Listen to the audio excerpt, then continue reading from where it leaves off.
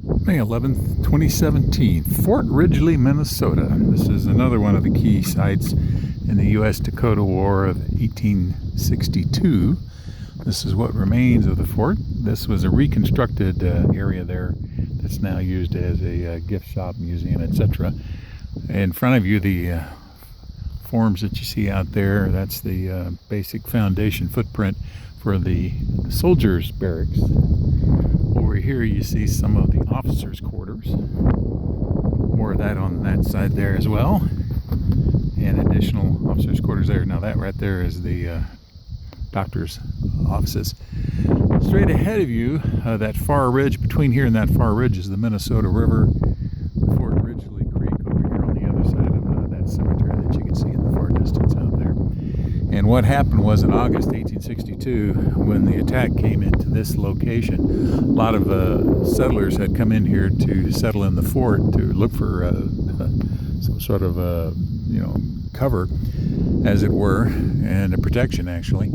There were about 400 Dakota warriors in the surrounding area, about 240, 250, give or take a little bit, people here at the fort. They were able to fight.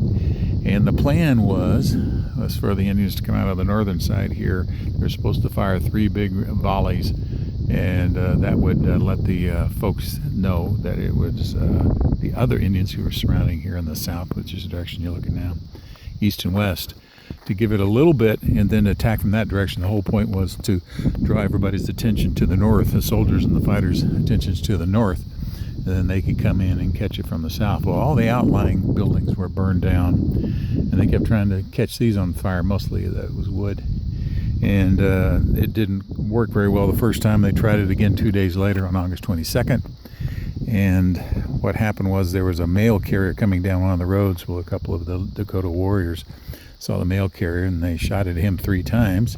Well, the other folks thought that was the 3 shots that was supposed to be the signal, and they started attacking prematurely, and so the plan didn't work out very well. Quite a few soldiers were killed. Several of the Indians were killed. Basically, this slowed down the advance by the Sioux. The general direction was they were coming from this direction up here. The lower Sioux agency is in this general direction, and they were traveling this way along the Minnesota, which again is over here to the right, and the New Ulm is in that general direction there, and they continued on to New Ulm and did some damage there. The Sioux did.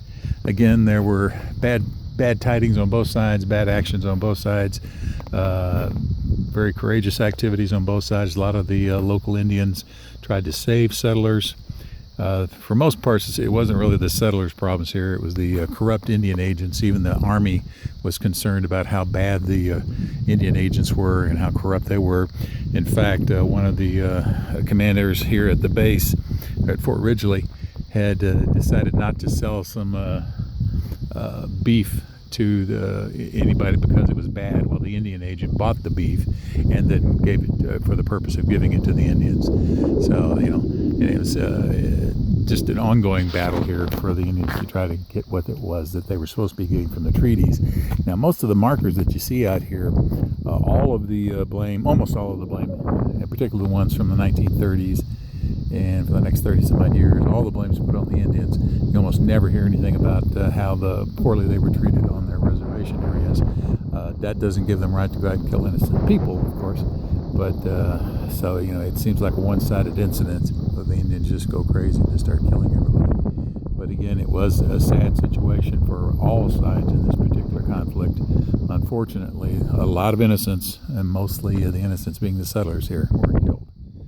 From Fort Ridgely in southwestern Minnesota, Travels with Phil continues.